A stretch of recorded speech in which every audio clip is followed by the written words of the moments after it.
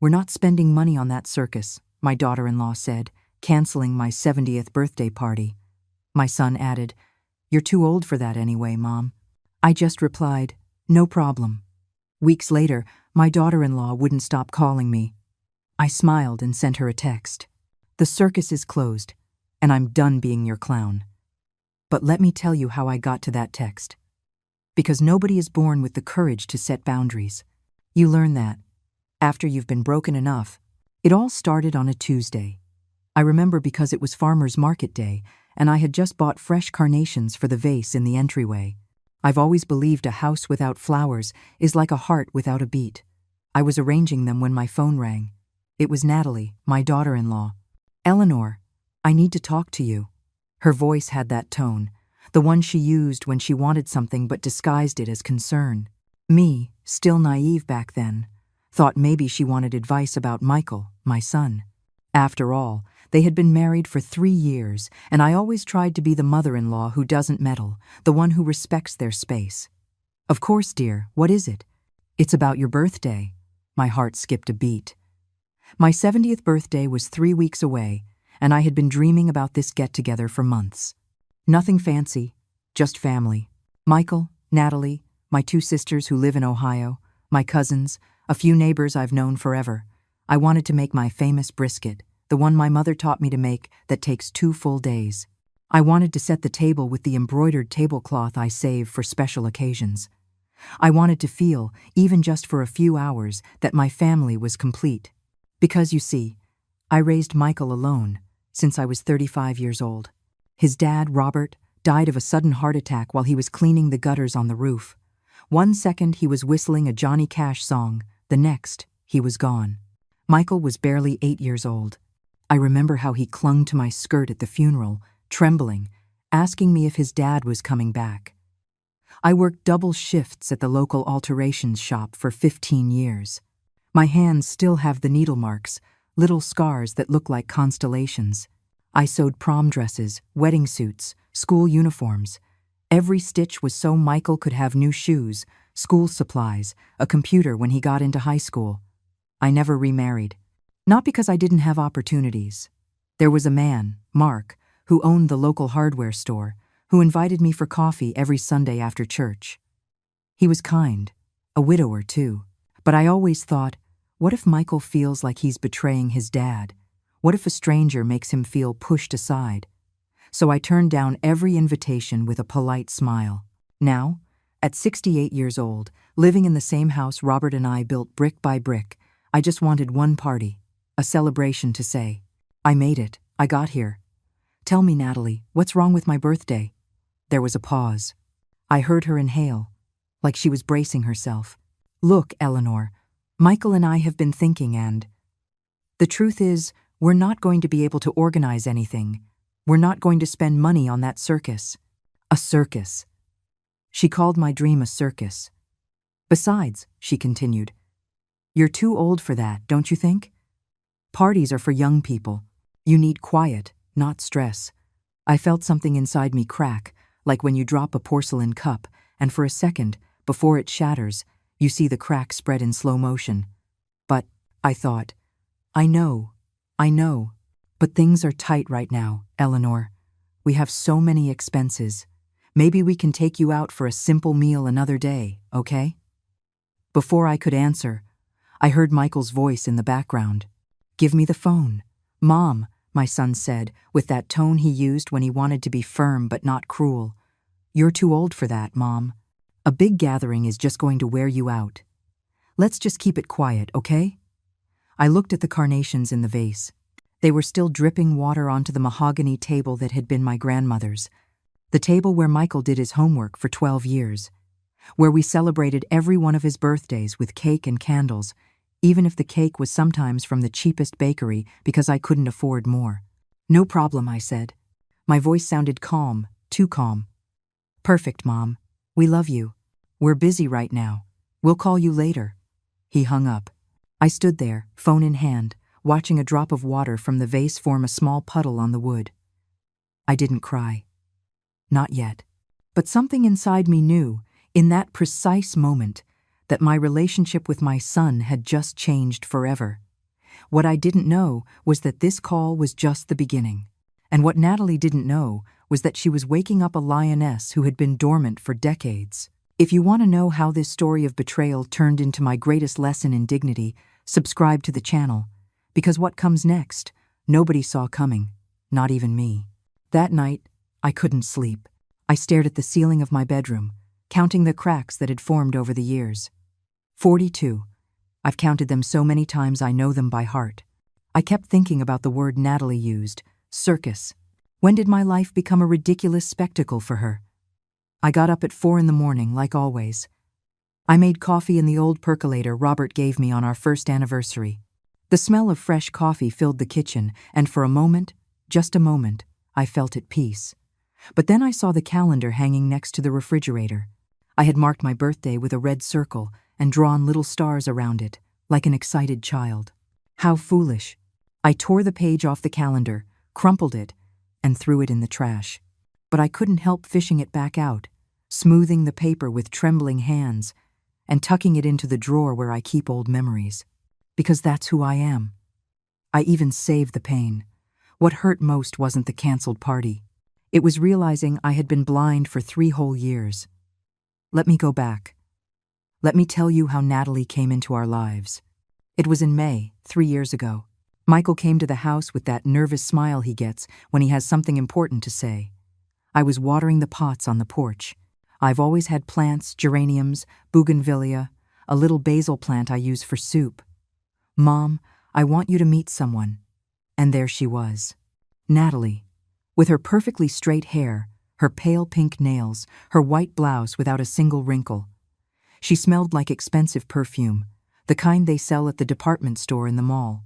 It's so nice to meet you, Mrs. Johnson. Michael has told me so much about you.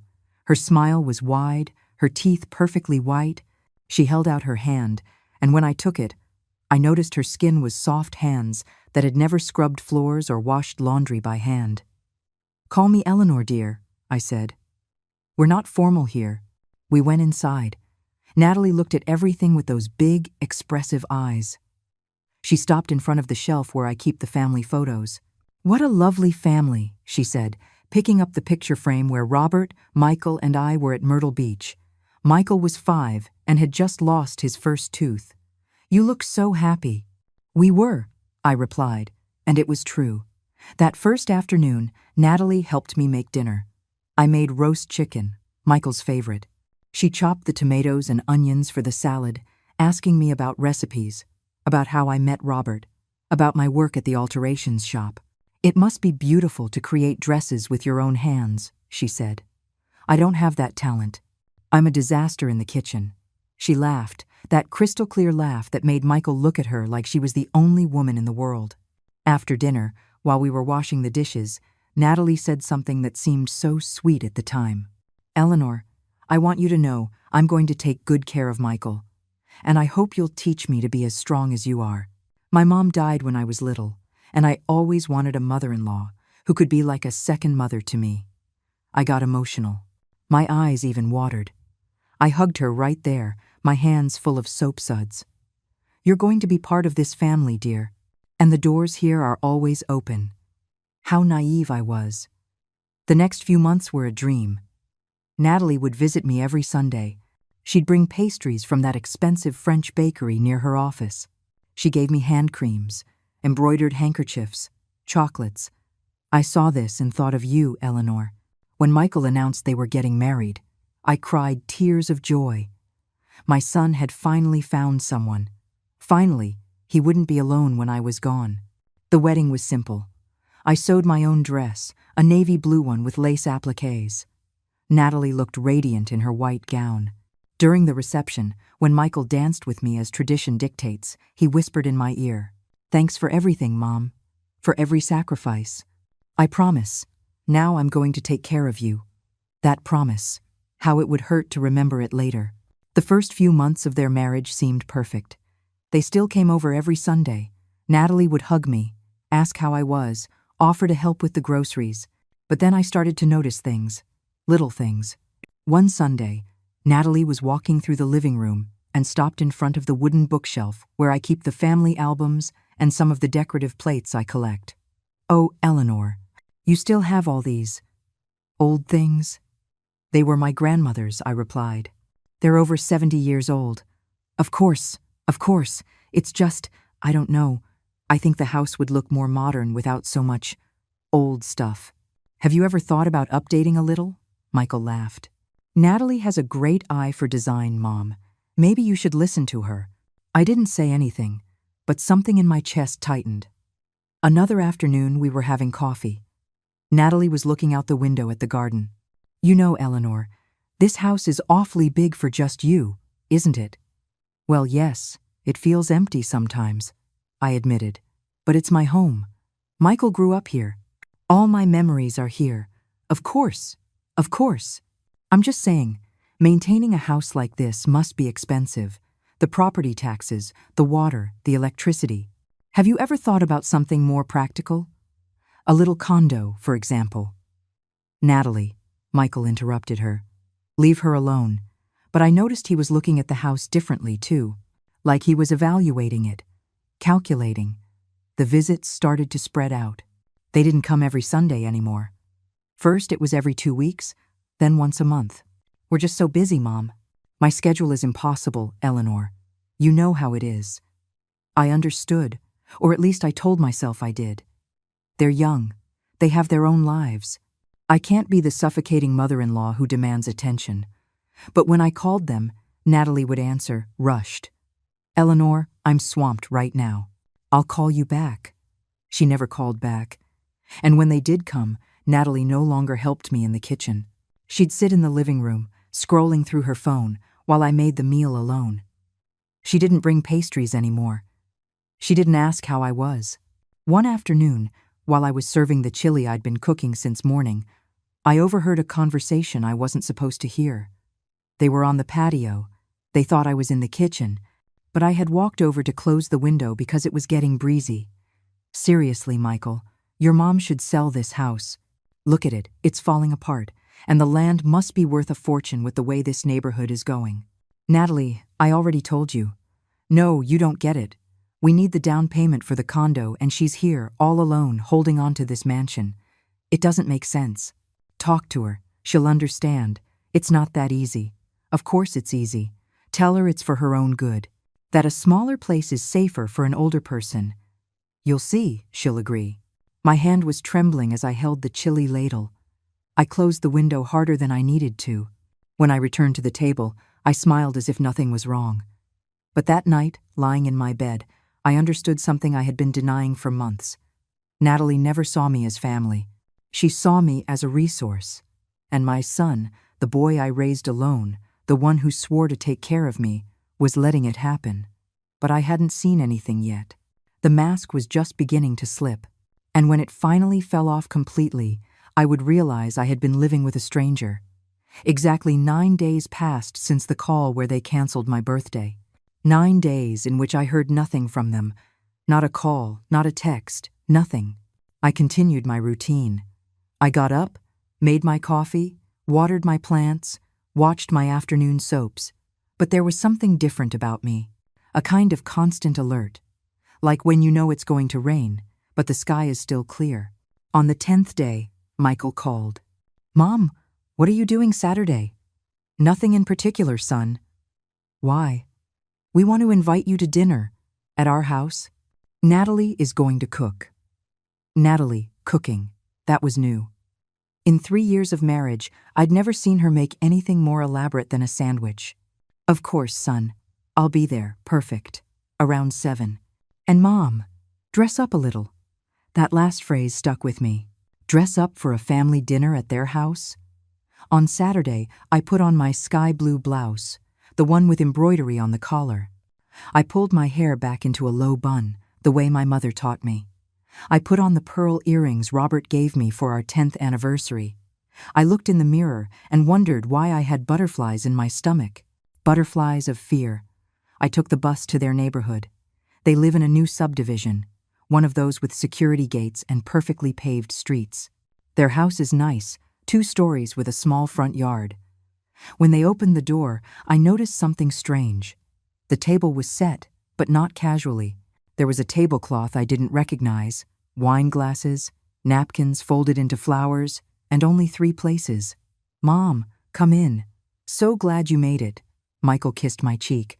He smelled like that expensive cologne he wears now, not the one I used to buy him for his birthdays. Natalie came out of the kitchen, drying her hands on a dish towel. She was wearing a black dress, perfect makeup, and heels, to be at home on a Saturday night. "Eleanor, welcome. Sit down, sit down." She pointed to the chair in the middle. They sat on either side of me, as if they were surrounding me. Dinner started calmly. Natalie had made chicken with mushroom sauce. It was dry, and the sauce tasted like it came from a can. But I ate without complaint. We talked about nothing important. The weather, the news, the traffic. But I could feel the tension. It hung in the air like smoke. It was after dessert that everything changed. Michael cleared his throat. He exchanged a look with Natalie. She nodded, encouraging him. "Mom, we want to talk to you about something important." I put my fork down. My hands felt cold. "Tell me, son." "You see, Natalie and I have been thinking about our future. We want to buy a bigger condo. This one is getting small for us, and, well, we're thinking about having kids soon." My heart leaped. "Grandchildren? That's wonderful." "Oh, Michael, how lovely. How can I help?" Michael stared at his plate. Natalie took control of the conversation. "Look, Eleanor, the condo we want costs $600,000. We have the loan approved, but we need $120,000 for the down payment. $120,000. The figure floated in the air like a sentence. "That's a lot of money," I said slowly. "It is," Natalie continued, leaning toward me. "That's why we thought. Well, you're living alone in that big house. It must be exhausting to maintain. The taxes, the utilities, the repairs, and at your age, I'm 68, Natalie. Not 80. Right. Don't get me wrong. I'm just saying, a smaller place would be more practical for you, safer, and the money you'd get from the sale could help us with the down payment. You could rent a nice, modern apartment without all the maintenance." I looked at my son. I waited for him to say something, to defend me. To say this was crazy. But Michael just stared at his wine glass, swirling it slowly. "It's your house, Mom," he finally said, without looking me in the eye. "But we're your family, and families support each other, right? Think about your grandkids, giving them a good home. Grandkids that didn't even exist yet. Grandkids they were using as bait." "This house," I said, my voice firmer than I expected. "Your father and I built it, brick by brick. You were born here. Every memory of my life with Robert is here. 35 years of my existence are here. Memories are in the heart, Eleanor, not in the walls." Natalie smiled at me, but her eyes were cold. "Besides, think about it. What are you going to do with that house when you can't take care of it anymore, when you're older and need help? It's better to sell it now while it's still worth something. Older." The word hit me like a slap. "I'm not trying to offend you," she continued. "I'm just being realistic. You're not going to live forever. And when you're gone, that house will be sold anyway. Wouldn't you rather see your son happy, settled, with his own family?" The silence that followed was thick. I could hear the ticking of the wall clock, the hum of the refrigerator, my own breathing. "I need to think about it," I said. "Of course," Michael replied quickly, as if he'd been waiting for that. "Take your time, Mom. No rush."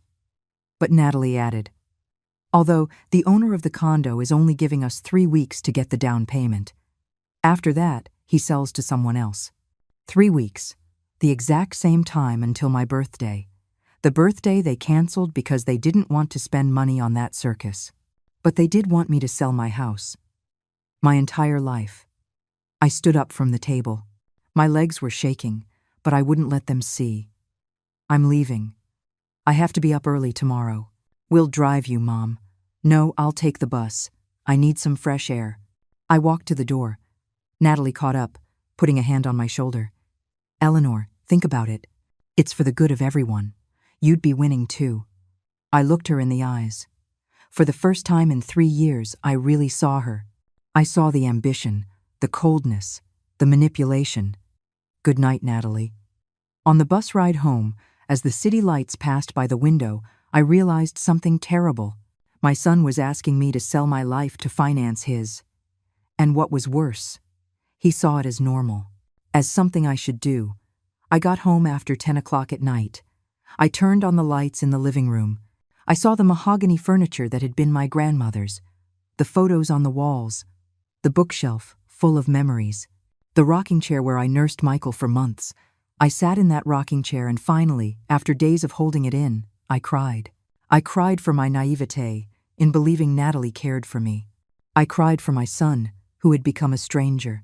I cried for the sacrifices I made that now seemed worthless. But among the tears, something else was growing. A rage, small, still, but real. Because I had given everything, absolutely everything, and now they wanted the only thing I had left. My phone buzzed. A text from Natalie. Eleanor, I hope we didn't make you uncomfortable. We just want what's best for everyone. Think about it with love. Kisses. Kisses. I closed my eyes. I took a deep breath. And for the first time in my life I thought, enough. On Monday morning, at 7 o'clock sharp, my phone rang. It was Natalie. Good morning, Eleanor. Did you have breakfast? Sleep well? Her voice was sweet. Too sweet. Like when you're talking to a child who won't take their medicine. Good morning, Natalie. Yes, thank you. Oh, good. Hey, have you thought about what we talked about on Saturday? Barely 36 hours had passed. I'm still thinking about it, dear. It's a big decision. Of course, of course. It's just that, time is ticking. We don't want to lose this opportunity. The condo is a gem. It has a view of a beautiful park. Imagine your grandkids playing there. Again with the imaginary grandkids. Yes, it sounds nice. So, do you think you'll have an answer by the weekend? That way we can start moving on everything quickly. Natalie, it's only been 2 days. I know, Eleanor. Sorry if I'm being pushy. It's just that I'm so excited. Michael and I have been dreaming about this for months. You understand, right? She hung up before I could answer. On Tuesday, she called at 8 in the morning. On Wednesday, at 7:30. On Thursday, twice. Once in the morning and again in the afternoon. Always the same song. Always the same pressure disguised as enthusiasm. Have you thought about it, Eleanor? Eleanor, I found a divine rental near us. Want to go see it? The seller pressured me today. He says he has other interested buyers. On Friday afternoon, I was at the market buying tomatoes when I saw a car park in front of my house. It was Michael's, but he wasn't alone. There was a man with a briefcase, gray suit, blue tie. I quickened my pace. When I arrived, I found Natalie at my door with this man. She was ringing the doorbell insistently. Natalie, what are you doing here? She turned with a huge smile. Oh, Eleanor, so glad we caught you. Look, I brought Mr. Duran. He's a real estate agent. I thought it would be good for him to explain how much you could get for your little house. Just so you have all the information, right? Little house. Now my house was a little house. Mr. Duran extended his hand. Mom, a pleasure. Your daughter-in-law hired me to do a preliminary appraisal. With your permission, I'd like to take a quick look at the property. Just from the outside, of course. Then I can give you an estimate. I didn't authorize any appraisal. Of course not, Eleanor. Natalie came over, taking my arm. It's just informational. So you know your options. No commitment. I looked at Mr. Duran, then at Natalie. Her eyes were shining with something that wasn't love. It was something else. Hunger. No, thank you. When I need a real estate agent, I'll hire one myself. Natalie's smile wavered for a second. Just a second. As you wish, Eleanor. We were just trying to help. They left. But the message was clear. They weren't giving up. That night, Michael called. His voice was tired. Mom, Natalie told me you turned away the appraiser. Michael, I never asked for an appraiser. I know, but you're making this harder than it needs to be. Harder for who, son? Silence. For everyone. Mom. Look, I know it's your house, and it has sentimental value, but you have to be practical. Think about the future. Your old age. Who's going to take care of you when you can't manage on your own? And selling my house will make you want to take care of me? That's not it. It's just. Natalie is really stressed. The doctor says the stress could affect. Well, we think we might be expecting. It's not certain yet, but there it was. The final bait. A baby. Maybe. Perhaps. Possibly. Son, if Natalie is pregnant, I'm very happy for you. But that doesn't change my situation. Your situation? His voice rose. Mom, we are your situation. We are your family. If you really loved us, you would help us. But it seems like you care more about that house than your own son. Those words cut me like knives. Michael, forget it. I thought I could count on you. I thought after everything I did for you, you'd do this for me. But I was wrong. Everything I did for you? Michael, I raised you alone. I worked double shifts for 15 years. Yes, Mom, I know. You've reminded me 1,000 times. I sacrificed my life for you. I worked so hard for you. But I never asked for any of that. You decided to have me. You decided not to get remarried. Those were your decisions. He hung up. I stood there with the phone in my hand, shaking. Tears fell, and I couldn't stop them.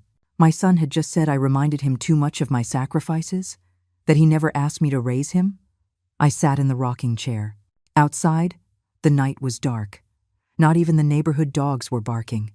Everything was silent. I thought about all the nights I stayed awake when Michael had a fever, putting cold cloths on his forehead. I thought about the times I skipped meals so he could have 3 a day. I thought about the shoes I mended time and time again because I couldn't afford new ones. And now he was telling me he never asked for it. On Saturday, Natalie showed up again. This time, she had brochures. Eleanor, look, I found some gorgeous apartments for rent. This one has 1 bedroom, a kitchenette. It's on the 1st floor, so you won't have to climb stairs. And it's only $1,800 a month. With what you get from your house, you can pay rent for years and still have enough left over to help us. I took the brochures. I looked at them. Apartments the size of my living room. Cold, white walls. No garden, no history. Natalie, I need more time. Her face hardened. The mask was slipping faster and faster. Time is what we don't have, Eleanor. I lose the condo on Monday, you understand? Monday. In 3 days. And all because you can't let go of an old house full of junk. That junk is my life. Your life is over. She looked me straight in the eye. I'm sorry if that sounds harsh, but it's the truth. Your husband died over 30 years ago. Michael grew up and has his own family now. You're clinging to a past that doesn't exist anymore. And in the meantime, we, your present, are here begging you for help. Begging, I repeated the word. Is that what you're doing? Begging? What else do you want us to do? Get on our knees? I want you to leave me alone. The words came out before I could stop them. Natalie froze. Then she laughed. A short, bitter laugh. Fine, we'll leave you alone. Enjoy your house. Enjoy your memories. Because that's all you're going to have. She left, slamming the door. I sat on the sofa. My heart was pounding so hard I could feel it in my ears. I picked up my phone. I dialed a number I hadn't used in months. Carol? It's Eleanor. I need to talk to you. Carol had been my friend for 20 years. We met at the market. She sells flowers. She's one of those women who tells you the truth with no filter. Eleanor, what's wrong? You sound strange. I think my son and my daughter-in-law are trying to steal my house. There was a pause. I'm on my way. Carol arrived 20 minutes later with a bag of donuts and a thermos of coffee. When there's trouble, you have to eat, she said, putting everything on the table. Now, tell me everything, and don't skip a single part, I told her. From the call canceling my birthday to Natalie's visit that morning, Carol listened in silence, chewing her donut, her eyes narrowed behind her glasses. When I finished, she set her mug down with a thud. That girl is a snake, and your son is a fool. Carol. No, Eleanor. Let's call it what it is. That woman is squeezing you dry, and Michael is letting her. You know what smells fishy to me? That they suddenly need $120,000 so urgently. I sell flowers, but I wasn't born yesterday. Something else is going on here. You think so? I don't think. I know. Look, my friend Rochelle works at a law firm. Her nephew is a lawyer. His name is Patrick. He's a good guy and discreet. Want me to call him? He can look into things, see if your suspicions are right. I hesitated. Investigate my own son? It sounded so cold, so calculating. But then I remembered Michael's voice saying, I never asked you to raise me. Call him. Patrick came over on Tuesday afternoon. He was a young man, about 35, with round glasses and a kind smile. He sat in my living room and took out a notebook. Mrs. Johnson, I understand you're in a delicate situation. Tell me exactly what you need. I explained everything again. He took notes, nodded, asked specific questions. Do you have their full legal names? Do you know where they work? Have they ever asked you to sign any documents? I answered everything. Patrick closed his notebook. Give me a week. I'm going to check a few things. Public records, background, basic credit situation. All legal. Don't worry. And in the meantime, ma'am, some advice. Do not sign anything. Absolutely nothing. Even if your son asks, even if they cry, even if they threaten. Understood? I nodded. Patrick left. I was left with a strange feeling, half relief, half guilt. What kind of mother investigates her son? But then my phone buzzed. Another text from Natalie. Eleanor, Monday is the deadline. Michael didn't sleep at all last night from the stress. I don't know if you want that on your conscience. Think about it. I deleted the message. The next few days were quieter. They didn't call. They didn't come by. It was like they had given me a reprieve. I took the opportunity to do something I'd been putting off. A deep clean of the garden. The May rains had made the weeds grow, and some of the rose bushes looked neglected. I was pruning the white rose bush I planted when Michael was born, when my shovel hit something metal. Strange. I dug a little more. It was a box. A rusted metal box, the size of a shoebox, buried under the rose bush. With trembling hands, I pulled it out. It was closed with an old padlock that broke with one pull. Inside were rolled-up documents, protected in plastic. I unrolled them on the dining room table. They were the original deeds to the house, the ones Robert and I signed 40 years ago. And there was something handwritten by Robert on the last page.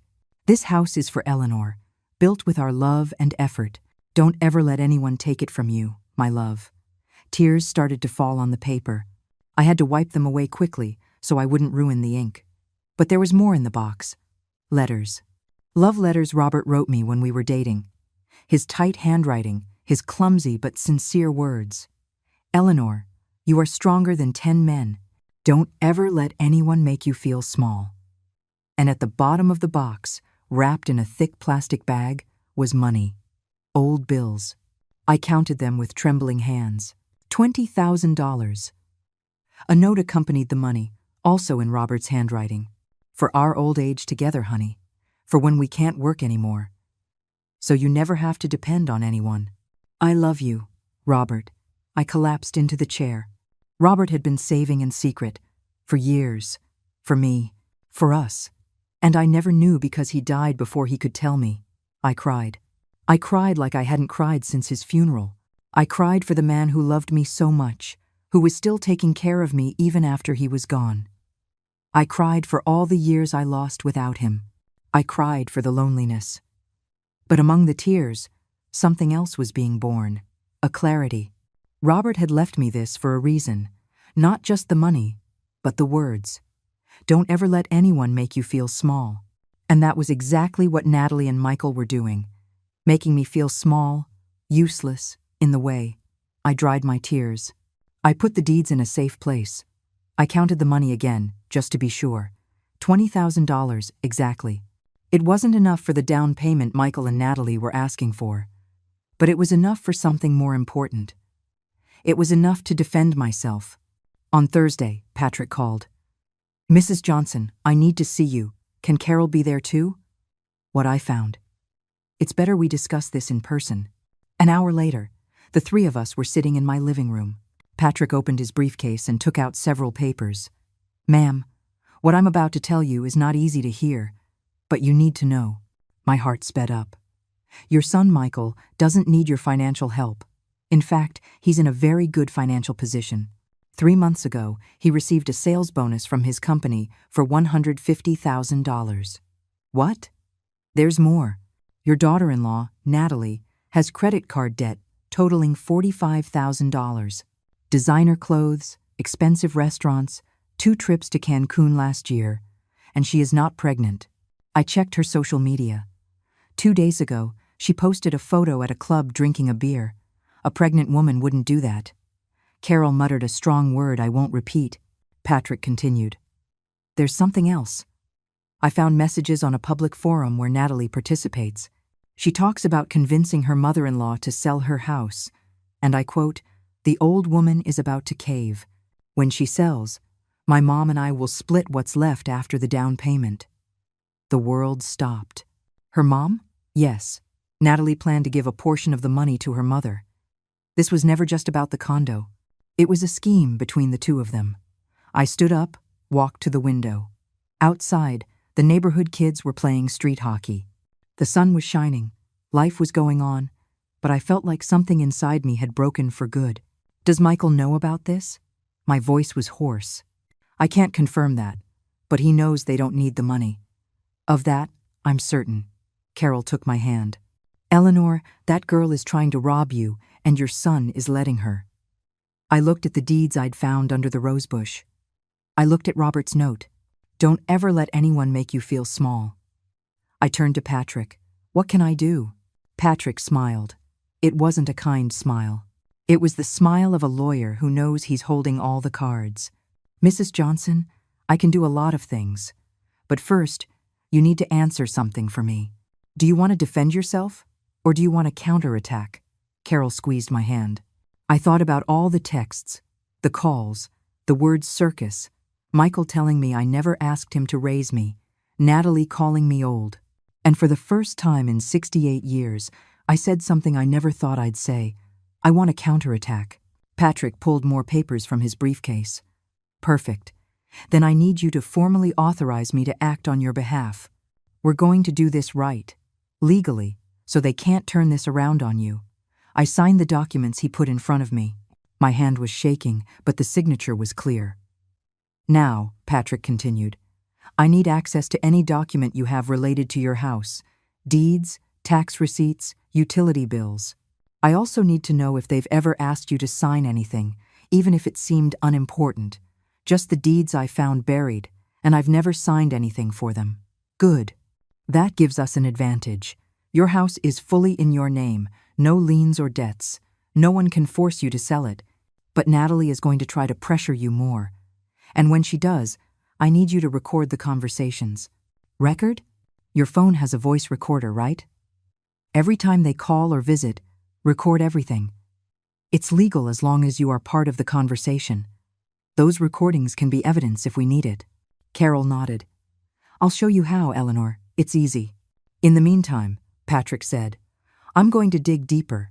I want to know exactly how much money they have, what else they're hiding, and if there's more to this.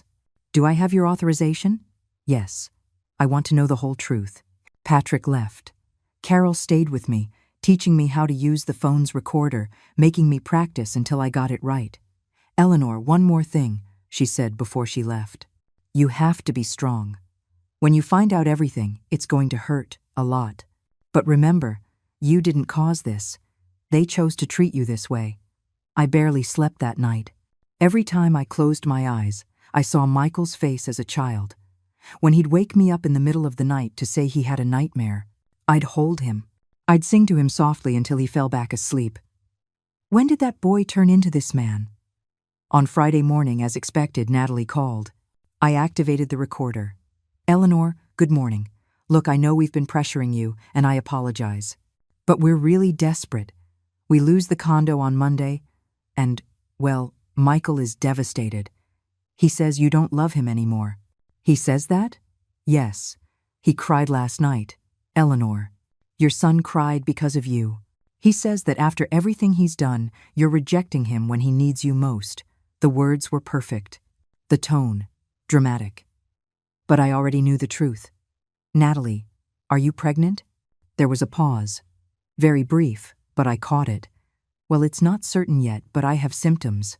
That's why we need the bigger condo. For the baby. A lie. It was all a lie. And does Michael really need my help? Does he not have money saved? Another pause. Eleanor, you know how things are. Everything is so expensive. Of course Michael works hard, but it's not enough. That's why we need you. Because a mother always supports her children, right? Let me think about it this weekend. I'll give you a final answer on Monday. Monday? But, Eleanor? Monday, Natalie. That's my final word. I hung up.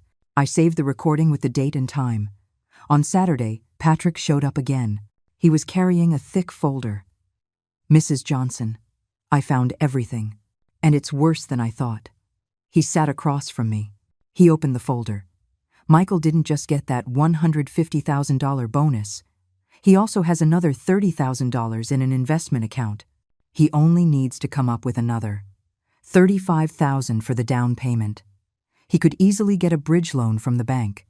He doesn't need to sell your house. Then why? Because it's easier to get the money from you than for them to go into debt. And there's something more serious. Patrick pulled out printouts of phone screens. I managed to access public conversations between Natalie and her mother on social media. Look at this. I read. And with every word, I felt my heart shrink. Mother, did you convince the old woman yet? Remember, we need that cash for the business. Natalie. Almost. She's closer than I thought, but she's caving. Mother. I slipped in the baby story. Ha, you're the best. When you get the money, pass me my cut. $25,000 like we agreed. Natalie, deal. Even though the old woman gets on my nerves, all day with her memories and her old photos. I'm sick of her. Mother, just hang in there. Once she sells, you won't have to see her as much. The letters blurred. I was crying without realizing it. Keep reading, Patrick said softly. Natalie, does Michael still not know about your cut? Mother, better that way. Men just complicate things. Natalie, true. I've already brainwashed him anyway. Now he also thinks his mom should sell. It was easier than I thought. Carol, who had arrived while I was reading, put her arm around me. I couldn't stop shaking. There's more, Patrick said. Natalie's debts are from a failed business attempt. She and her mother wanted to open a boutique. They took out loans, bought expensive inventory, but never sold anything. Now they're drowning in debt. Her mother lost her house last year. That's why she's renting. And they want me to lose mine to save them. Exactly. The condo they want to buy does exist. But the rush is a lie. It's still available.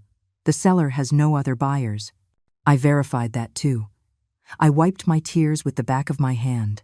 And Michael? Does he know all this? I can't prove that completely. But I found this. He showed me another message. This one was between Michael and Natalie. Michael, my mom is hesitating. Maybe we should try something else. Natalie, no. We've invested too much time in this. Your mom is stubborn, but she'll break. She just needs more pressure. Let me handle this. Michael, I don't know, Nat. I feel bad about this. Natalie, you feel bad about asking your mom for help? Seriously? She's lived in that house her whole life. She's had her turn. Now it's our turn. Stop being so soft. I closed my eyes. My son knew. Maybe he didn't know about the scheme with her mother. Maybe he didn't know about the $25,000. But he knew they were pressuring me unfairly. And he was allowing it. Mrs. Johnson, Patrick said, with this evidence, we can do several things.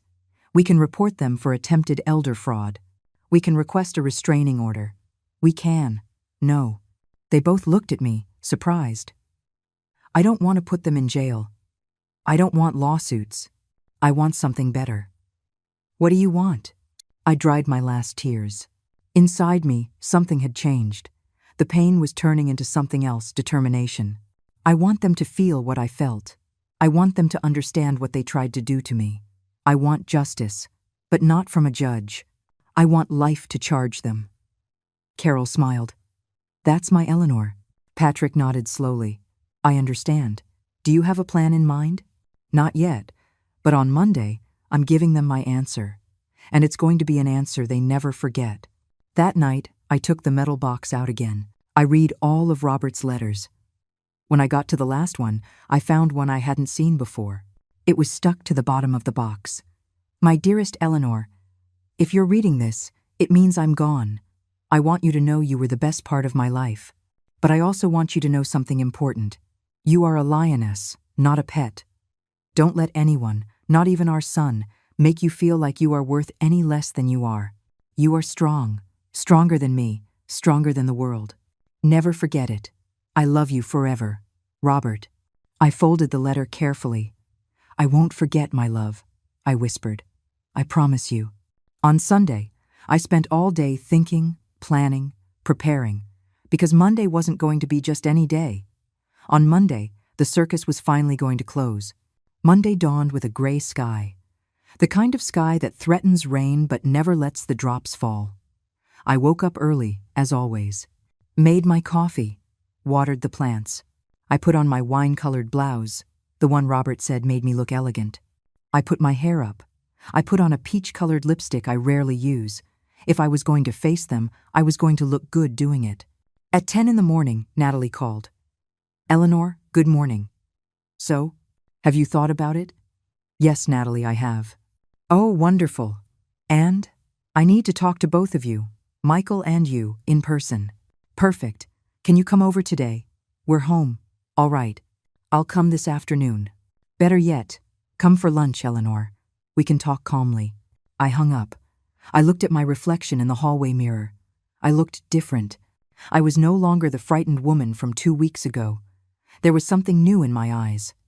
I arrived at their house at 2 in the afternoon. I rang the bell.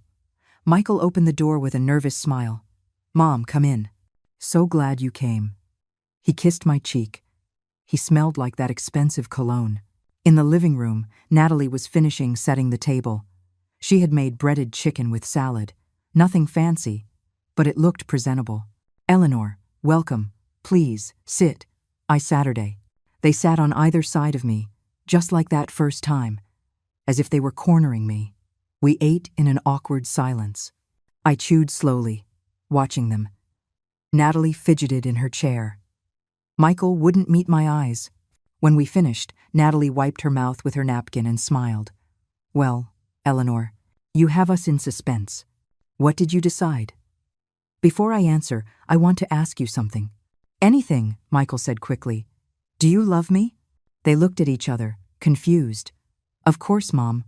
Why would you ask that? Because I need to understand. I need to understand how someone who loves me asks me to sell the only thing I have. How someone who loves me cancels my birthday, calling it a circus. How someone who loves me calls me old and tells me my life is over. Natalie turned pale. Eleanor, I never. Yes, you did, Natalie. You said it. And Michael, you told me I never asked you to raise me. That those were my decisions. Mom, I was upset. And that justifies it? Anger justifies cruelty? The silence was heavy. Look, I continued. I came to give you my answer. I am not selling my house. Natalie went rigid. What? I am not selling my house. It is my home. It's where my life is, my memories, my history, and no one, not even you, is going to force me to leave it. Michael ran a hand through his hair. Mom, but we were counting on that. We already made plans. Plans based on my sacrifice. Again. Always my sacrifice. Natalie shot up from her chair. There was no sweetness in her face now. You know what, Eleanor? You're right. Your house, your life, your decision. But don't ever ask us to take you to the doctor again. Don't ever ask us to keep you company. Don't wait for us on Sundays, because we're not coming. Natalie. Michael tried to stop her. No, Michael. I'm tired. Your mother is selfish. She only thinks about herself. We ask her for help one time, and she rejects us. Fine. Let her stay alone with her old house and her old junk. I stood up, too. I wasn't shaking anymore. There were no more tears. Selfish? I'm selfish?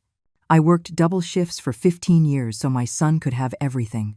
I gave up my life, my chance to love again, my own dreams. And now that I'm 68 and I'm just asking to be left in peace with the little I have, I'm selfish? That was your decision, Natalie snapped. No one forced you. You're right. It was my decision. And now my decision is to tell you no. And if that makes me selfish, fine. I'd rather be selfish than stupid. I walked to the door. Michael caught up with me. Mom, wait. Don't go like this. We can talk about it. I looked at him. Really looked at him. And I saw a man I no longer recognized. There's nothing to talk about, son. You made your decision. And I've made mine. Mom, you'll regret this. Those words stopped me cold. I turned. Are you threatening me? It's not a threat. It's a reality. When you need help, when you're sick, when you're alone, we won't be there. Something inside me broke for good. Not with sadness, with liberation. Then I guess I'm already alone. Because a son who threatens me, a son who only wants me for my house, that son doesn't exist for me anymore. I left. I didn't run. I walked with my back straight, my head held high. But as soon as I turned the corner, I had to stop. I leaned against a wall, breathing deeply. I had done it. I had told them no. And it hurt. God, how it hurt. But it also felt good. Like taking off tight shoes after a long day. I got home as it was getting dark. Carol was waiting for me on the porch. How did it go? I told them no. She hugged me. And there, in my friend's arms, I finally cried. But they were different tears. Not of defeat, of relief. You did the right thing, Eleanor. I know. But it hurts. Of course it hurts. He's your son. But sometimes, self-love hurts more than loving others, and that's okay. That night, lying in my bed, I thought about everything. About the years I dedicated to Michael, the sacrifices, the sleepless nights, the unconditional love I gave him, and I understood something important. I didn't regret any of it. I regretted expecting him to value it, because a mother's love doesn't expect a reward, but it also doesn't accept abuse. On Tuesday morning, I woke up with a strange feeling, peace. For the first time in weeks, peace. I was having breakfast when my phone rang. Unknown number. Mrs. Johnson? Yes? Who's speaking? This is Diana Portillo. I'm your son Michael's neighbor. I'm sorry to bother you. I got your number from Mrs. Miller at the corner store. I need to talk to you. It's important. Did something happen? Not over the phone. Can you meet me at the corner bakery? The one on the corner by your son's house? Something in her voice alerted me. When? Today at 5. I'll be there. At 5 o'clock sharp, I walked into the bakery. Diana was a woman in her 40s, elegant, with short hair. She greeted me with a sad smile. Mrs. Johnson, thank you for coming. Look, I don't know if I should be getting involved, but my conscience won't let me rest. What is it? Last Saturday, Natalie threw a party at their house. She invited neighbors, friends, family. She said it was a surprise party for you. For your birthday. My birthday. The one they canceled. A surprise party? Yes, I went because I thought it was sweet. But then what? Mrs. Johnson. Natalie took the microphone and said something that struck me as very strange. What did she say? And I heard Natalie's voice, clear and cheerful. Thank you all for coming to celebrate my mother-in-law, Eleanor, on her 70th birthday. I want to take this chance to share some wonderful news. My mother-in-law, in an act of immense love, has decided to sell her house to help us with the down payment on our new condo. It's her way of showing us how much she loves us and cares about our future. Let's give a round of applause for this generous woman. Applause. Lots of applause. And then Michael's voice. Thanks, Mom. We knew we could count on you.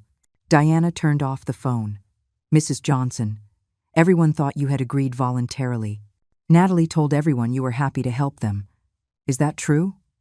My hands were shaking. No, I never agreed. I told them no. Diana closed her eyes.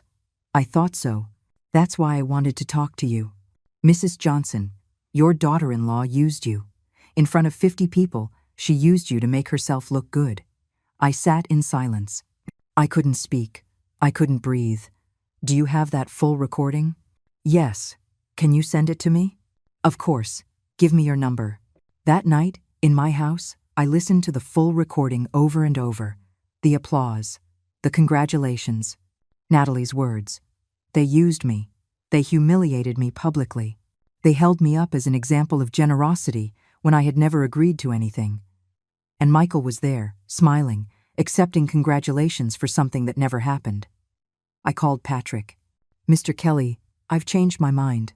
I don't just want to defend myself anymore. What do you want? I want them to pay. I want justice. And I want it now. Patrick arrived at my house at 9 o'clock on Wednesday morning. He was carrying another folder, thicker than the last. Mrs. Johnson, I listened to the recording you sent me. This changes everything. What they did is defamation and misuse of your likeness. But I have a better idea than a lawsuit. What? We're going to give them exactly what they want. Or at least, we're going to make them think we are. Carol, who was also there, leaned forward. Explain yourself, kid. Patrick smiled. It was a smile that was a little frightening. We're going to set up a meeting. We'll tell them Mrs. Johnson has finally agreed to sell. We'll have witnesses, evidence, everything ready, and when they show their true colors in front of everyone, that's when we act. I don't understand, I said. Ma'am, they humiliated you publicly by saying you agreed to help. Now, we are going to expose them publicly by showing who they really are. But I need your permission, and I need you to be strong. It's going to hurt. I thought about the recording, about Michael accepting congratulations for a lie, about Natalie using my name to look good. Let's do it. I spent the next few days preparing. Patrick explained the plan step by step. I just had to follow his instructions. On Friday, I called Michael. I activated the recorder. Son, it's me. There was a surprised pause. Mom? I wasn't expecting your call. I know. Look, I've been thinking a lot about what happened on Monday. And I think you're right. What? The house is too big for me. I'm old. And you're my family. If selling it helps, then I'm going to do it. Silence. A long silence. Mom, are you serious? Yes, son, I'm serious. But I have one condition. What is it? I want it to be formal. With a notary, with witnesses, I want to do it right. And I want you and Natalie to come to my house on Saturday at 4 o'clock in the afternoon. We'll sign everything then. Mom, thank you. Thank you. I knew you'd understand. I love you. Those words, I love you, sounded so empty now.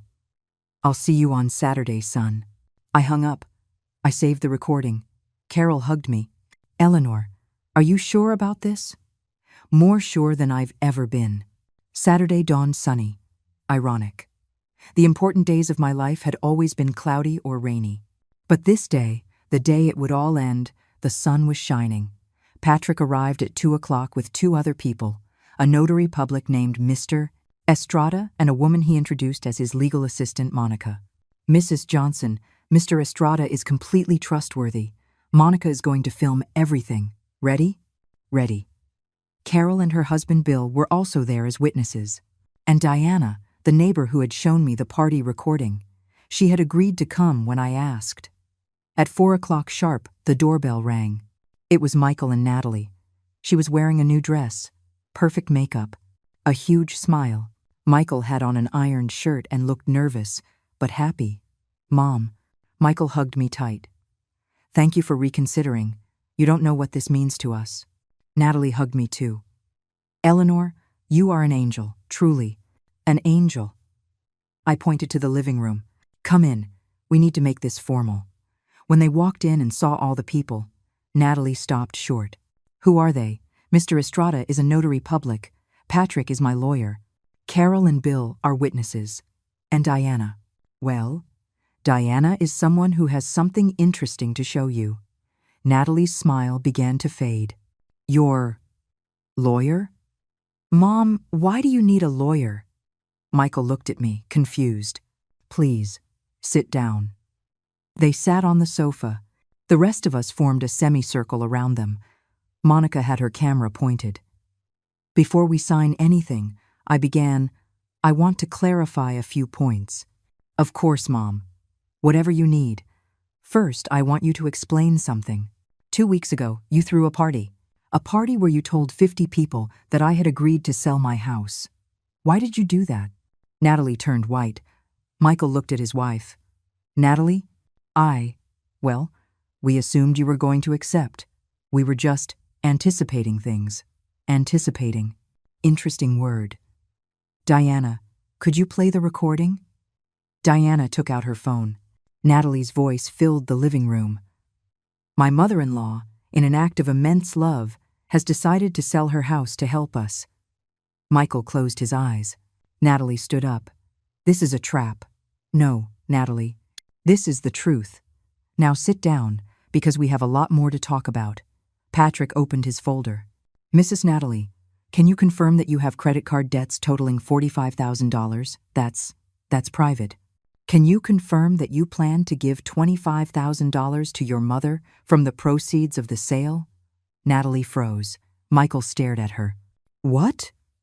And, Mr. Michael, Patrick continued, can you confirm that you received a bonus of $150,000 3 months ago? My son looked at me.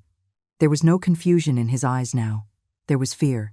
Mom, I can explain. No need, son. Mr. Kelly already explained everything to me. Natalie's debts, the failed business with her mother, the bonus you received, the pregnancy that never existed. Everything. Natalie tried to leave. Bill blocked the door. Nobody's leaving until we're finished, Carol said in a firm voice. Mrs. Johnson, the notary, Mr. Estrada, said, do you confirm that you never had any intention of selling your house? That's right. Never. And do you confirm that you were pressured, manipulated, and publicly defamed by these individuals? I confirm. Estrada wrote in his documents. Then I must inform you, Mr. and Mrs. Johnson, that what you attempted to do constitutes several crimes: attempted fraud by deception, financial elder abuse, and defamation. Mrs. Johnson has the right to press criminal charges. Natalie started to cry. But they weren't tears of remorse. They were tears of rage. This is ridiculous.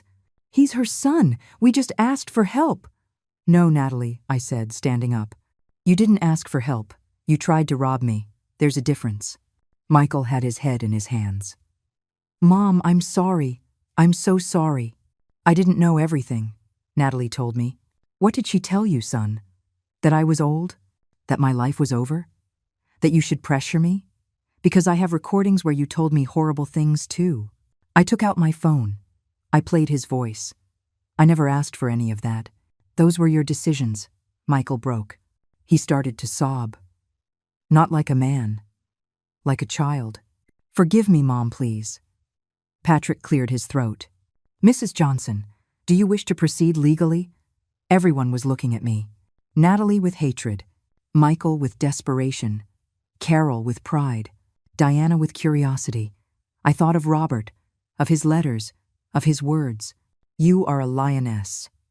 I'm not going to put my son in jail, I said finally, but I am setting conditions. What conditions? Michael asked in a hoarse voice. 1. I don't want to see either of you for 1 full year. 0 contact, 0 calls, 0 visits. Mom, 2. You will both post a public apology on social media, admitting you lied about my so-called agreement to sell the house, admitting you pressured me unfairly. Natalie stood up again. Never. 3, I continued, not looking at her.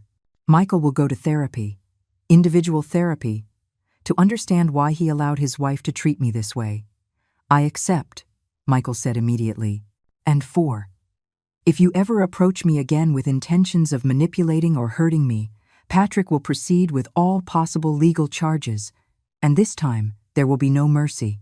The notary wrote everything down. Do you accept these terms? Michael nodded. I accept everything, Mom. Everything. Natalie crossed her arms. This is abuse. No, Natalie, I said, looking her straight in the eye.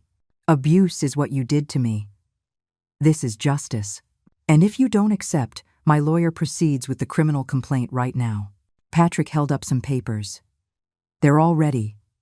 Just need your signature, Mrs. Johnson. Natalie gritted her teeth. I accept. They signed. Each of them. Carol and Bill signed as witnesses. The notary stamped everything. Done, Patrick said. This is legally binding. If you break any term, we will proceed. Michael approached me. He tried to take my hand. I pulled away.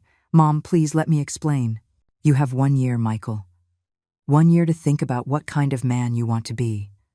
The one who lets his mother be abused, or the one Robert and I tried to raise. Mom, now, please, leave. They left. Natalie stormed out first, furious. Michael stopped at the door. He looked at me one last time, and left. When the door closed, I collapsed onto the sofa. Carol hugged me. I cried. I cried like I hadn't cried in years. But these were different tears. They were tears of liberation. The following days were strange, silent. There were no calls at 7 in the morning. No texts asking if I'd thought about it. No surprise visits with real estate agents. Just silence. And that silence, which once would have scared me, now felt like a gift. On Tuesday afternoon, Carol came by with sweet rolls and coffee. How's CeeLo? Better. Much better. Did you use social media? I shook my head. I barely used Facebook, and only to see pictures of my cousin's kids. Carol took out her phone. Michael posted this yesterday. She showed me the screen. It was a long post, with a photo of Michael alone. Without Natalie, I want to offer a public apology. A few weeks ago, my wife and I hosted a gathering where we announced that my mother had decided to sell her house to help us financially. That information was false. My mother never agreed to such a thing. We pressured her, manipulated her, and used her name without her permission. My mother is a dignified woman who did not deserve that treatment. I am publicly asking for forgiveness for my behavior. I am ashamed of the person I became. I'm sorry, Mom. I read the words 3 times. There were 847 comments, most of them supportive of me. Some were harshly critical of Michael, others of Natalie. Did Natalie post anything? Carol checked her profile. Look, Natalie's message was shorter, colder. I apologize for any confusion regarding my mother-in-law's situation. It was a misunderstanding. I regret any inconvenience caused. She didn't even take direct responsibility. It was a non-apology. That woman is a lost cause, Carol said. I closed my eyes. Part of me wanted to feel satisfaction, but I just felt tired. At least Michael followed through, I said. Yes, but did you see the comments? People are furious with them. I didn't want to read any more. I closed Carol's phone and handed it back. That's enough. I don't want to know any more about them. On Thursday, Patrick called. Mrs. Johnson, I need to inform you of something. Natalie tried to contact me. She wants to negotiate the terms. What? She says a year of no contact is too much, that it's inhumane, that you are being cruel, I laughed. I couldn't help it. A bitter laugh. What did you tell her? I told her the terms are non-negotiable and that if she insists, we will proceed with the charges. She backed down after that. Thank you, Mr. Kelly. You're welcome. Oh, and one more thing. Your son is going to therapy. I verified it with the therapist I recommended. He has attended 3 sessions already. That surprised me. Michael was following through. And how is he? I can't give you details due to confidentiality, but the therapist says he's working. Really working. It's a good sign, ma'am. When I hung up, I wondered, was there hope for Michael, or was it too late? On Friday, I received a letter. It came in a plain white envelope, no return address. I opened it with trembling hands. It was from Michael. Handwritten. Mom, I know I can't call or see you. I understand and respect that. But I need to write this, even if you don't respond. I've been in therapy, as promised. The doctor made me see things I didn't want to see. He made me face the truth. That I became someone you didn't raise. Someone weak. Someone who allowed the person who sacrificed the most for him to be abused. Natalie and I are getting divorced. It was my decision. When the therapist asked me what was more important, my marriage or my integrity, I couldn't answer. And that's when I understood I had lost my integrity a long time ago. I'm not writing this for you to forgive me. I don't deserve your forgiveness yet. I'm writing so you know I'm trying to be better. To be the son Dad would have wanted me to be. The son you deserve. I love you, Mom. And I'm sorry I forgot that while I was chasing things that didn't matter. Michael. The tears fell onto the paper, blurring some of the words. I read it 4 more times. Carol was right. It hurt. It hurt so much. But there was something else, too. A small sprout of hope, fragile, trembling. But it was there. I put the letter in the metal box, next to Robert's. The months passed. September, October, November.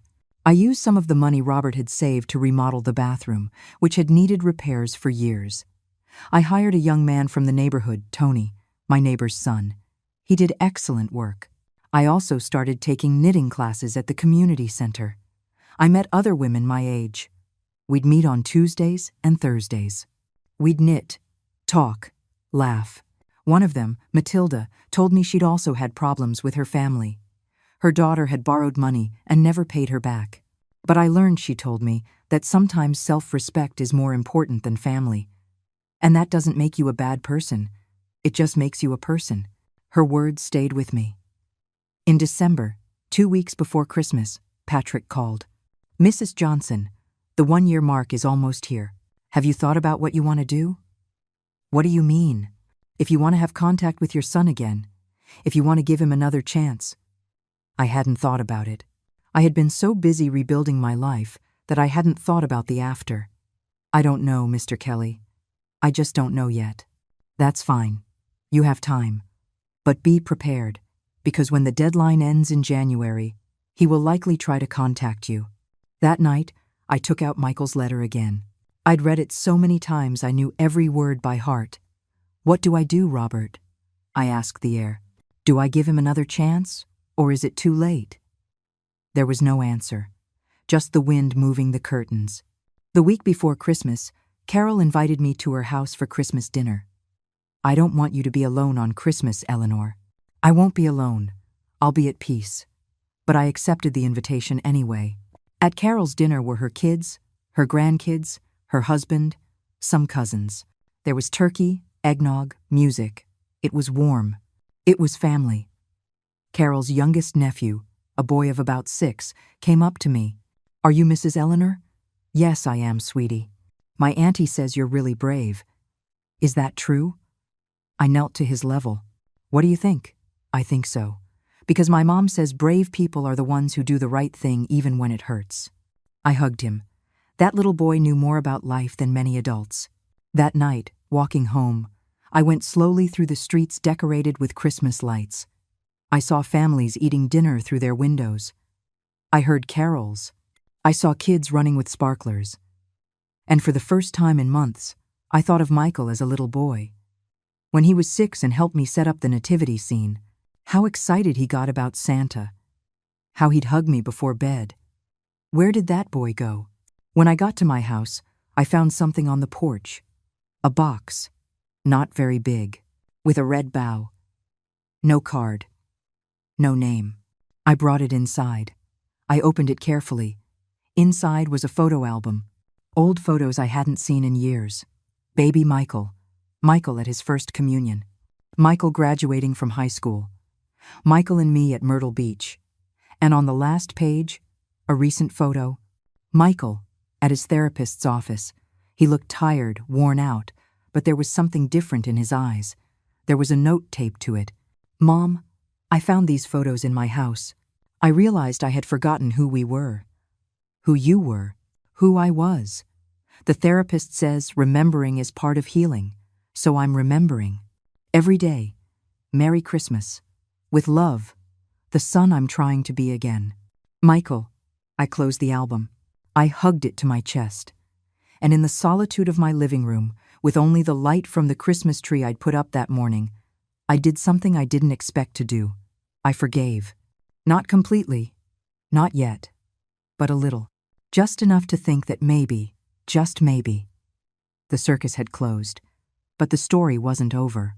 January came with fresh air and clear skies. January 15th was exactly 1 year since that call when Natalie canceled my birthday, calling it a circus. 1 year since it all started to fall apart. And it was also the day the deadline I set expired. 1 year of no contact. I woke up early that day, made my coffee, just like always. But there was something different in the air, a feeling that something was about to change. At 10 in the morning, the doorbell rang. My heart sped up. I knew who it was. I opened the door slowly. It was Michael. But not the Michael I had seen a year ago. This man looked different, thinner, with dark circles under his eyes. But his eyes had something I hadn't seen in a long time. Clarity. "Mom," he said, his voice trembling. "The year is up. I did everything. Can I come in?" I stepped aside without a word. He walked in as if stepping on sacred ground. He looked around the living room, at the furniture, the photos, as if he was seeing them for the first time. "The house looks beautiful, Mom. You redid the bathroom, and I painted the kitchen. I can tell. Everything looks alive." We sat, him on the sofa, me in my rocking chair, keeping my distance. "Mom, I've rehearsed this moment 1,000 times in my head. What I would say, how I would say it. But now that I'm here, the words feel small." I didn't respond. I just waited. "I'm done with Natalie. We've been divorced for 4 months. She never agreed to go to therapy." I kept going. "I've been in therapy for a full year, Mom. 2 sessions a week." "I know," Patrick kept me informed. "You knew?" "Yes. He verified that you were complying." Michael nodded. "The therapist helped me see a lot. He helped me understand that I was so afraid of being alone after Dad died that when I found Natalie, I just clung to her. And in clinging, I lost something more important. I lost you." Tears started rolling down his cheeks. He didn't wipe them away. He helped me see that I treated you like a resource, not a person. That I allowed you to be humiliated because it was convenient for me. That I used your unconditional love as a weapon against you. And that I said unforgivable things. "I never asked you to raise me." I repeated his words. "That's what hurt the most, Michael." "I know, and it's what I'm most ashamed of. Because every time I look at those photos I gave you for Christmas, I see your sacrifice in every picture. I see you working, tired, but always smiling at me. And I understand that every day of my life was possible because of your decision to love me." He broke. He cried like I hadn't seen him cry since he was a little boy. "Forgive me, Mom, please. I don't expect you to forgive me now, or tomorrow, or soon. But just give me a chance to show you I can be better. That I can be the son Dad would have wanted me to be." I got up from the rocking chair. I walked over to him. I sat down next to him. "Michael, I'm going to tell you something you need to hear. I'm not going to lie and say everything is fine. Because it's not. You hurt me. Deeply. You let me be humiliated. You made me feel like my entire life was worthless." He sobbed harder. "But I'm also going to tell you something else. You are my son. And even though you hurt me, even though you broke my heart, I am still your mother. And mothers don't abandon, even when their children abandon them." I hugged him. And in that hug, there was pain, but there was something else too. A possible future. "This doesn't mean everything goes back to the way it was," I said. "Because before was broken. We have to build something new, something healthier. Whatever it takes, Mom, whatever you need. You're going to keep going to therapy. I already have an appointment for the day after tomorrow. You're going to respect my boundaries. If I say no to something, it's no. No pressure, no manipulation. I promise. And we're going to take things slow, very slow. 1 visit a week. 1 phone call every 3 days. Nothing more. Until I can trust you again. I accept everything, Mom." We sat in silence for a moment. A different kind of silence, not tense, peaceful. "Are you hungry?" I asked. He smiled. A small, genuine smile. "Always. I'll make something. But you're going to help me in the kitchen. Like when you were a kid." We cooked together for the first time in years. I made grilled cheese sandwiches with the good cheddar Carol had brought me. Michael chopped tomatoes, clumsily, as if he'd forgotten how. "Remember when I taught you how to do this?" I asked. I was, like 7. I cut my finger. You cried like your hand had been amputated. We laughed. A quiet, careful laugh, but a laugh nonetheless. We ate at the dining room table. The same table where he did his homework for years. The same table where the three of us ate dinner when Robert was alive. Mom, can I ask you something? Go ahead. Why didn't you press charges? You had all the proof. You could have sent me to jail. Why didn't you? I took a deep breath. Because you're my son, and because I wanted you to learn, not be destroyed. Prison would have made you a victim. This made you responsible. There's a difference. Michael looked down. I don't deserve your mercy. Nobody deserves mercy. That's why it's called mercy. He stayed until 3 o'clock in the afternoon. We talked about a lot of things. His job, his divorce, his therapy, his plans for the future. When he left, he hugged me at the door. Thank you for giving me another chance, Mom. Don't waste it, son. I won't.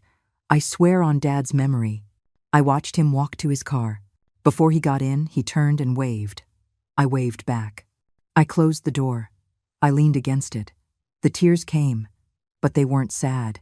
They were for something I hadn't felt in a long time. Hope. The months went on. Michael kept his word. He came over every Saturday for lunch. He called on Tuesdays and Thursdays. He never asked for money. He never pressured me for anything. In March, he bought me a new rose bush for the garden. A yellow one, to replace the one that died last year, he said. We planted it together, digging in the dirt just as I had with Robert all those years ago. In April, for my 71st birthday, Michael organized a dinner. Small, just the two of us. And Carol, Bill, Patrick, Diana, and Mrs. Miller from the store. There were no big speeches, no drama, just family, the real family. Michael gave me a simple gift, a picture frame with a new photo, the two of us in the garden, planting the yellow rose bush. For new memories, he said. That night, after everyone had gone, I sat in the garden. The stars were bright. The yellow rose bush already had its first buds. I thought about the whole journey, the pain, the betrayal, the justice, the forgiveness. I thought about Natalie. I'd heard through Carol that she'd moved to another state, that her mother had sold some property to pay off her debts, that she still blamed me for her divorce. I didn't feel satisfaction at her fall. But I didn't feel pity either. Some people choose to learn. Others choose to blame. I thought about Michael, about the man he was trying to be. He wasn't perfect. He still had hard moments. But he was trying. And that was enough for now. And I thought about me, the Eleanor who almost sold her house to please, the Eleanor who almost let herself be crushed, and the Eleanor who learned to say no. I took out Robert's last letter, the one that said, "You are a lioness, not a pet." I did it, my love, I whispered to the wind. I defended myself. I roared. And I survived. The wind rustled the leaves of the yellow rosebush. And in that moment, I felt peace. Because I had learned the most important lesson of all. True wealth isn't in what you own. It's in what you refuse to let be taken from you. Your dignity, your peace, your self-respect. No one can steal that from you unless you hand it over. And I was never, ever handing it over again. The circus had closed, but I, finally, had learned to live. If this story touched your heart, if you have ever felt pressured by your family, if you've had to choose between pleasing others and respecting yourself, leave me a comment. Tell me where you're watching from. And if you know someone who needs to hear this message, share this video with them. Give it a like if you believe that self-love isn't selfishness, but survival. And subscribe to keep hearing stories of women who stood up when the world tried to kneel them. Because your life isn't a circus. It's a masterpiece, and you are the artist. Until the next story, my dear lionesses, never forget to roar.